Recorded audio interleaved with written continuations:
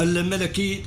التي تؤدي سموه التحية الرسمية، ويتقدم السلام على سموه وزير التربية الوطني والتعليم الأولي والرياضة رئيس اللجنة الوطنية الأولمبية المغربية، جياني إنفانتينو رئيس الفيفا،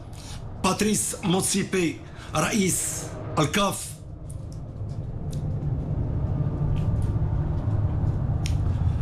رئيس الجامعة الملكية المغربية لكرة القدم، والي جهة الرباط سارة القنيطرة، رئيس مجلس الجهة، رئيسة مجلس جامعة الرباط، رئيس مجلس عمالة الرباط،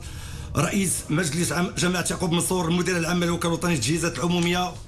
المدير العام لشركة البنية التحتية لمدينة الرباط،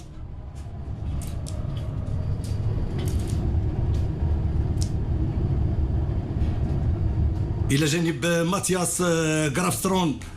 الكاتب العام للفيفا، وفيرون موسينغو أومبا الكاتب العام للكاف، وأعضاء الجامعة الملكية المغربية لكرة القدم.